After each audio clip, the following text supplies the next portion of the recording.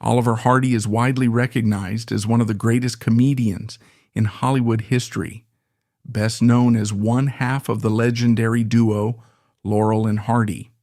His comedic brilliance, distinctive screen presence, and impeccable timing made him an icon of early cinema. But behind the laughter was a man who experienced a fascinating journey from a small town in Georgia to the golden age of Hollywood. From his early struggles to his groundbreaking partnership with Stan Laurel, his career was filled with highs and lows, success and challenges, all of which shaped the legacy he left behind. Today we take a deep dive into the life of Oliver Hardy, exploring his childhood, rise to fame, personal struggles, and the lasting impact he had on the world of comedy. Childhood and family. Oliver Hardy, born Norval Hardy on January 18, 1892, in Harlem, Georgia, was the youngest of 5 children. His father, also named Oliver Hardy, was a Confederate Army veteran who had been wounded in the Battle of Antietam on September 17, 1862, during the American Civil War. After the war, his father managed the remaining parts of the family's cotton plantation before becoming a tax collector for Columbia County, Georgia. Hardy's mother, Emily Norval, was the daughter of Thomas Benjamin Norval and Mary Freeman, and her ancestry traced back to Hugh Norval of Williamsburg, Virginia. Emily and Oliver Sr. married on March 12, 1890. It was her second marriage and his third. In 1891, a year before Norval was born, the family moved to Madison, Georgia. While some sources claim he was born in Covington, Georgia, his mother's hometown, most historical records confirm that he was born in Harlem. Sadly, his father passed away before he turned 1, leaving his mother to raise 5 children on her own. A tragic event in Hardy's childhood deeply impacted him. His older brother Sam drowned in the Oconee River. Hardy, who was still a young boy at the time, tried to save him, but was unsuccessful. Hardy had a strong-willed personality from an early age. When he was in 5th grade, his mother sent him to Georgia Military College in Milledgeville. Later, in 1905, at the age of 13, he attended Young Harris College in North Georgia for the fall semester, completing his studies in January 1906. However, formal education did not interest him. His true passion lay in music and theater. He joined a theater troupe and was so dedicated to performing that he ran away from boarding school near Atlanta to travel and act with the group. Recognizing his exceptional singing ability, Hardy's mother sent him to Atlanta to study music and train his voice with Adolph Dom Peterson, a professional vocal coach. However, instead of fully committing to his lessons, Hardy often skipped classes to perform at the Alcazar Theater, earning $3.50 a week, a significant amount for a young performer at the time. In 1912, Hardy briefly enrolled in law courses at the University of Georgia during the fall semester, primarily as an excuse to join the football team. He was an avid sports fan and never missed a game. Around this time, he began referring to himself as Oliver Norval Hardy, adding his father's name Oliver as a tribute. Official records, including the 1910 U.S. Census, listed him as Oliver N. Hardy, and from then on he used Oliver in all legal documents and marriage records. Although neither of his parents were artists, Hardy was a naturally gifted singer, and by the age of 8, he was already performing with traveling musical groups. By 1910, he was managing a movie theater, a job he preferred over studying law. Career Oliver Hardy's journey into the world of entertainment began in 1910 when he took a job at the Palace, a newly opened movie theater in Milledgeville, Georgia. Unlike many comedians who started on stage, Hardy was introduced to film from behind the scenes, working as a projectionist, ticket seller, janitor, and manager. Watching films every day, he became fascinated by the performances on screen and grew convinced that he could do just as well, if not better, than the actors he saw. Encouraged by a friend, he decided to pursue a career in film and moved to Jacksonville, Florida in 1913, at a time when the city was emerging as an early center for silent film production. While working at Lubin Manufacturing Company during the day, Hardy spent his nights performing as a cabaret and vaudeville singer, showcasing a talent that would later become overshadowed by his comedic legacy. That same year, he married Madeline Soloshin, a pianist. His official film debut came in 1914 with Outwitting Dad, where he was credited as O.N. Hardy. However, within the Lubin studio, he quickly became known as Babe Hardy, a nickname that followed him throughout his career. At 6 feet 1 inch, 1.85 meters, tall and weighing up to 300 pounds, 136 kilograms, Hardy's physical stature naturally led him to being cast in roles as a bully, villain, or comic brute. Over the next year, he appeared in 50 short films, developing his screen presence and refining his comedic timing. As Lubin's studio shut down, Hardy moved to New York, where he worked with several well-known film companies, including Pathé, Casino, and Edison Studios. However, he eventually returned to Jacksonville, where he joined the Vim Comedy Company. This marked a turning point in his career as he gained more opportunities to explore comedy rather than just playing the typical brute or villain. However, Vim's operations came to an abrupt halt when Hardy discovered that the studio's owners were stealing money from the payroll, leading to its closure. Despite this setback, Hardy quickly secured work at King B Studios, which had taken over Vim's assets.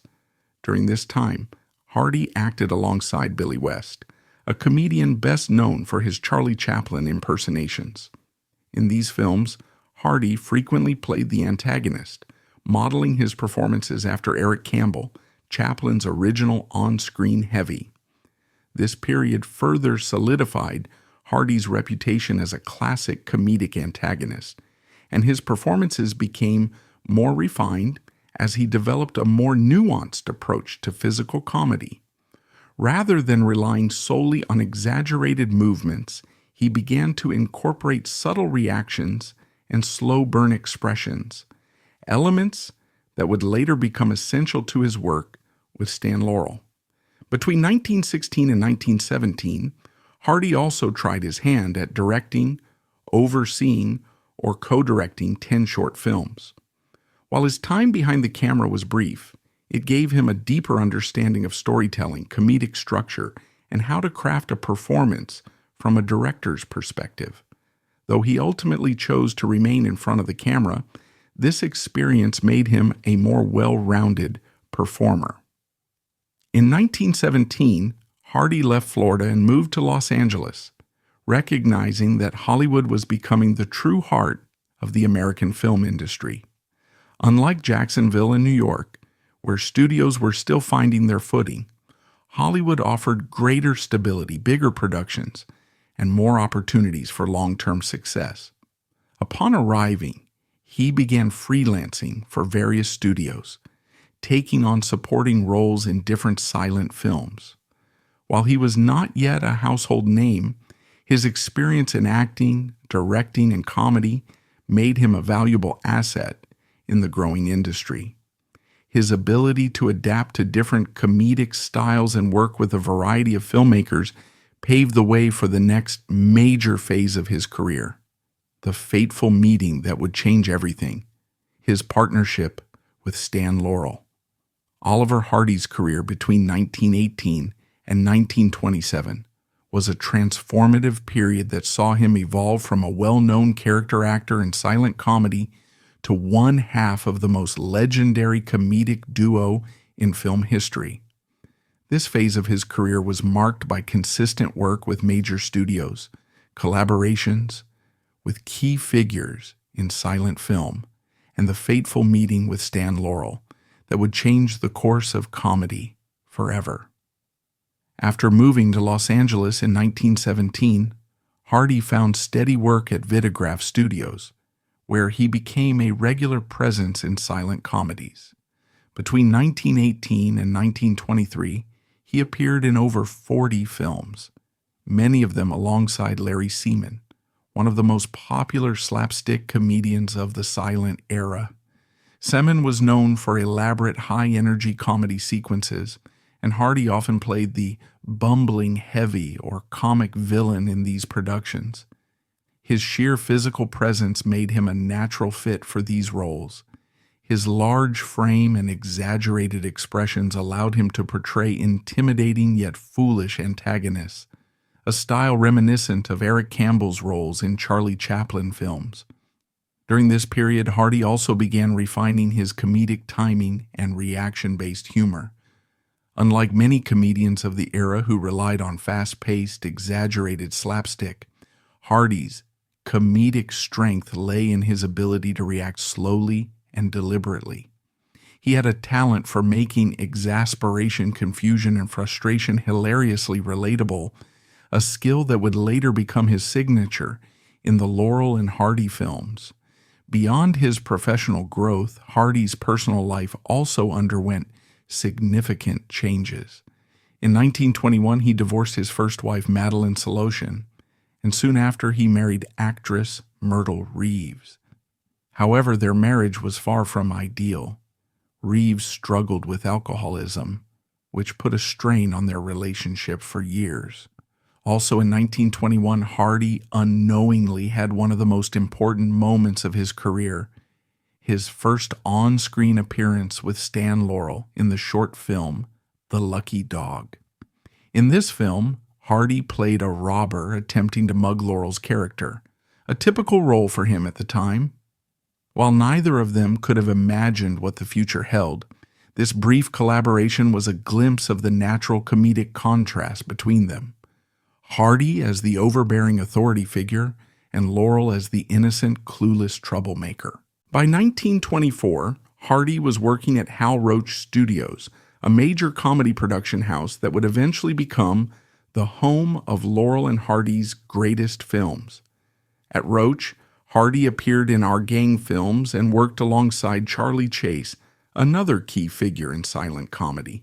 He also played the Tin Man in Larry Seaman's adaptation of The Wizard of Oz, further cementing his reputation as a reliable comedic performer in supporting roles. That same year, Hardy starred in 4 slapstick comedies with Bobby Ray, where the two played a fat and skinny comedy duo wearing bowler hats. This early pairing was an important step toward the Laurel and Hardy formula, proving that the visual contrast between two mismatched partners had great comedic potential. However, it would take a few more years before he and Stan Laurel would become a permanent team. In 1926, Hardy was cast in the Hal Roach comedy Get 'Em Young, but an unexpected injury, a burn from a hot leg of lamb, forced him to step away from filming. To replace him, Roach assigned Stan Laurel to take his place. At the time, Laurel was working primarily as a gag writer and director, but this last-minute casting change brought him back in front of the camera, leading to more opportunities for him and Hardy to collaborate. By 1927, a key figure at Roach Studios, supervising director Leo McCarey, noticed that Hardy and Laurel had natural comedic chemistry and began pairing them in films. Their first true team collaborations included Slipping Wives, Duck Soup, not to be confused with the 1933 Marx Brothers film, and With Love and Hisses. These early films showcased the comedic formula that would define their careers. Hardy as the overconfident, pompous big guy, and Laurel as the clumsy, naive little guy who unintentionally created disaster. One of Hardy's greatest strengths was his ability to react to chaos with subtlety and precision. While many comedians of the silent era relied on exaggerated movements and acrobatics, Hardy could generate just as much laughter with a single glance at the camera. His signature move, looking directly at the audience with a frustrated expression, became one of the most famous comedic gestures in film history. This simple but brilliant technique made viewers feel as if they were in on the joke, enhancing the appeal of the duo's humor. With their comedic formula now perfected, Hardy and Laurel quickly became Hollywood's most popular comedy team. By the late 1920s and throughout the 1930s, they produced some of the most iconic short films and feature-length comedies of all time. These included The Battle of the Century, 1927, featuring one of the greatest pie fights in cinematic history, The Music Box, 1932, which won an Academy Award for Best Short Film, Sons of the Desert, 1933, a classic story about two husbands sneaking away to a convention, and Way Out West, 1937, featuring their famous soft shoe dance routine. Their films weren't just random slapstick gags, they were carefully crafted stories with well-developed characters. Unlike many comedic acts of the time, Hardy and Laurel's humor was character-driven, rather than just situational, making their comedy more relatable and enduring. By the 1940s, Oliver Hardy's career, along with Stan Laurel's, began to face significant challenges. Hollywood was changing rapidly, influenced by World War II, the growing popularity of color films, and the shift toward faster-paced, dialogue-heavy comedy. The brand of humor that had made Laurel and Hardy legendary, built on slapstick, visual gags, and slow-burn reactions, was beginning to feel old-fashioned compared to the newer styles of comedy emerging in Hollywood. Screwball comedies, sharp-tongued humor, and more sophisticated storytelling were becoming the norm, making it harder for classic silent-era comedians to remain at the top. Despite these industry shifts, Laurel and Hardy's popularity in Europe remained incredibly strong. Audiences there still embraced their classic physical comedy and timeless humor, leading them to embark on a highly successful tour of the United Kingdom in 1947. At first, they were unsure of how they would be received, considering how much Hollywood had changed. However, their fears quickly vanished when they were mobbed by enthusiastic fans at every stop. The overwhelming response proved that their comedy had a lasting universal appeal that transcended trends in filmmaking. Encouraged by the warm reception, the tour expanded beyond the UK, taking them to Scandinavia, Belgium, and France. One of the highlights of this period was their Royal Command performance for King George VI and Queen Elizabeth, a rare honor that solidified their status as internationally beloved entertainers.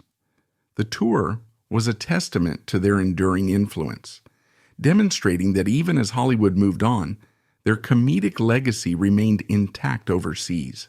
Hardy's performance in The Fighting Kentuckian was well received, proving that he was capable of holding his own in a dramatic and action-oriented film. Though best known for his comedic timing, he adapted well to a supporting role in a non-comedic context, showing his versatility as an actor. The following year, in 1950, he had another small role in Frank Capra's Riding High, starring Bing Crosby. While neither of these roles significantly altered his career path, they demonstrated his enduring appeal and ability to transition into different types of films. However, their next and final film together, Atoll K, 1951, marked the end of an era. The film, also known as Utopia, was an ambitious international production, but it was plagued with major difficulties from the very beginning. The production was chaotic, as it involved a mix of American, French, and Italian crews who struggled with communication barriers. The script required multiple rewrites, and the overall filmmaking process was unorganized and stressful. Atoll K would be their last film together, effectively marking the end of their cinematic career. However, they did not step away from performing entirely. Even as their film opportunities dwindled, they remained beloved figures in entertainment, continuing to make television appearances and live performances until 1955. Scandal. Oliver Hardy's career flourished during the golden era of silent film, where humor was conveyed almost entirely through physical comedy, exaggerated expressions, and carefully choreographed slapstick routines. Without spoken dialogue, actors had to rely on movement, timing, and facial expressions to tell a story and land a joke. Hardy, with his distinctive size, expressive face, and impeccable comedic timing, became a master of this style. His ability to convey frustration, arrogance, or bewilderment through subtle gestures, slow burns, and his signature exasperated glare at the camera made him one of the most recognizable figures of the silent era. However, the late 1920s and early 1930s marked a monumental shift in cinema with the introduction of sound films, or talkies. This new technology completely transformed the way movies were made and consumed. Comedy was no longer solely about physical movement and visual gags. It now involved spoken dialogue, wordplay, and verbal timing. Many silent-era comedians struggled to adapt, as their humor had been built on exaggerated pantomime rather than speech. Actors with thick accents or weak vocal performances found their careers abruptly cut short. The industry's transition to sound was swift and unforgiving, and many former stars failed to maintain their relevance. Despite these challenges, Hardy and Laurel navigated the shift better than most. Their comedy had always been more than just slapstick. It was built on character interactions, personality-driven humor, and carefully structured routines. Hardy's role as the overconfident yet hapless big guy, constantly being undermined by Laurel's naive yet accidental genius, made their performances work just as well with sound as they had in silent films. Rather than relying solely on physical stunts, their comedy also incorporated conversational misunderstandings, clever wordplay, and the rhythm of their dialogue, ensuring they remained relevant in the new era of talkies. However, as the 1930s progressed, Hollywood's approach to comedy continued to evolve. The introduction of screwball comedies, witty dialogue-driven humor, and high-energy comedic performances created a new standard for film comedy. Faster pacing, sharp, rapid-fire exchanges, and more elaborate scripts became the norm. Comedians like the Marx Brothers, W.C. Fields, and Bob Hope thrived in this environment, bringing a brand of humor that was quicker, sharper, and more verbally sophisticated than the slower, more methodical style of Laurel and Hardy. By the late 1940s, the challenges facing Hardy and Laurel became more personal. Hardy's increasing health problems made it difficult for him to maintain the physically demanding performances that had once been effortless. Years of performing high-energy routines combined with his large frame and sedentary lifestyle took a toll on his body. He began experiencing severe heart problems and mobility issues, which significantly affected his ability to perform. Meanwhile, Laurel, who had always been the creative mind behind their routines, found himself taking on more and more of the workload. This shift in their working relationship led to growing tensions. Hardy, once the energetic and dependable partner, struggled to keep up, while Laurel bore the increasing pressure of maintaining their legacy. Laurel was a perfectionist, constantly refining their material and ensuring their comedic timing remained sharp. As Hardy's energy declined, Laurel's frustration grew, not out of resentment, but out of a deep desire to preserve the high standards they had set for themselves. The imbalance in their dynamic, which had once worked so effortlessly, now began to show signs of strain. Compounding their challenges was the changing entertainment landscape. By the post-war era, Hollywood had shifted focus toward big-budget color films and a new generation of comedic actors, leaving Laurel and Hardy's classic black and white slapstick routines feeling increasingly outdated. Major studios moved away from their style of comedy, and as a result, they found fewer opportunities in Hollywood. Despite this, they remained incredibly popular in Europe, where audiences still adored their work. In 1947, they embarked on a tour of the United Kingdom and France, expecting a modest reception, but instead, they were met with overwhelming enthusiasm. The tour was so successful that they extended it, traveling across Scandinavia and Belgium, even performing for King George VI and Queen Elizabeth. Marriage. Oliver Hardy's personal life was marked by 3 marriages, each of which came with its own set of challenges. While he was adored by audiences around the world for his charming and bumbling on-screen persona, his relationships in real life were far more complicated. The demands of his career, health issues, and the pressures of fame all played a role in the difficulties he faced in his marriages. His first marriage was to Virginia Lucille Jones. Though very little is documented about their time together, what is clear is that the relationship was far from ideal, with ongoing conflicts and incompatibilities causing strain.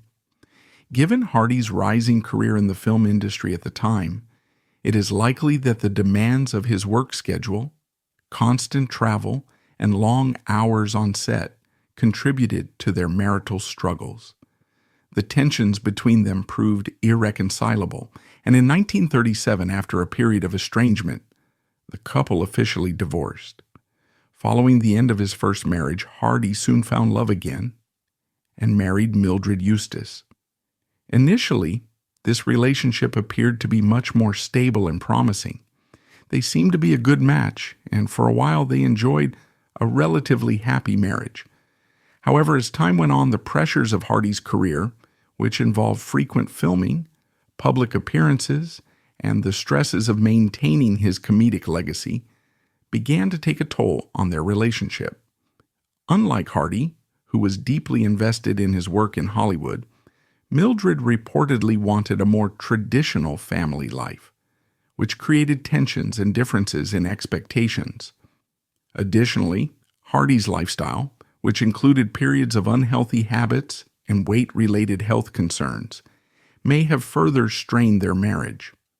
Over time, their relationship began to deteriorate, and by the late 1940s, they divorced, marking the end of Hardy's second attempt at finding long-term marital happiness. Hardy's third and final marriage was to Lula McGill, a relationship that lasted until his passing in 1957. Unlike his previous marriages, this one endured through some of the most difficult years of his life. However, their relationship was not without its challenges. His failing health and dwindling career opportunities created emotional and financial stress, which undoubtedly affected their marriage. Other relationships. The most significant relationship in Oliver Hardy's life was undoubtedly his partnership and friendship with Stan Laurel. Their on-screen chemistry was legendary, but behind the scenes, their relationship was built on mutual respect, trust, and years of shared experiences in Hollywood. Despite their comedic differences, Laurel was the creative force, deeply involved in writing and directing, while Hardy was more relaxed and focused on performance. They complemented each other perfectly. Their opposing personalities enhanced their comedy, making their routines feel natural and authentic. However, like any long-term collaboration, they had their disagreements. Laurel, being meticulous about their work, often argued with producers and studio executives over creative control, while Hardy tended to be more easygoing and adaptable. There were times when their contract negotiations, career decisions, and artistic directions caused tension.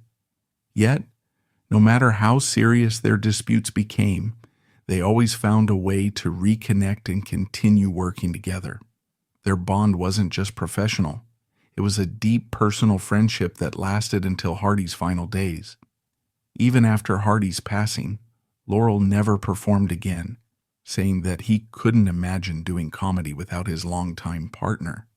Beyond his relationship with Laurel, Hardy was well respected within the film industry. Known for his kind and professional demeanor, he built strong friendships with actors, directors, and crew members.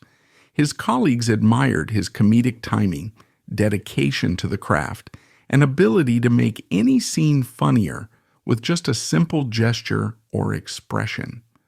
Unlike many stars of his era, he didn't let fame go to his head. He remained humble and approachable, always willing to help fellow comedians and offer advice to younger actors. However, as Hardy's health deteriorated, his world began to shrink. The once active and engaged performer started stepping away from the Hollywood scene.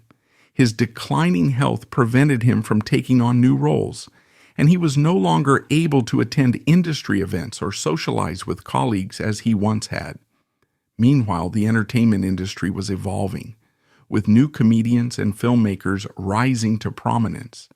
The style of comedy that Laurel and Hardy had perfected was slowly being replaced by more modern, dialogue-driven humor. As a result, Hardy's connections within Hollywood gradually faded, and he found himself in relative isolation in his later years. Death Oliver Hardy passed away on August 7th, 1957 at the age of 65, following years of declining health due to heart disease, gout, and complications from obesity.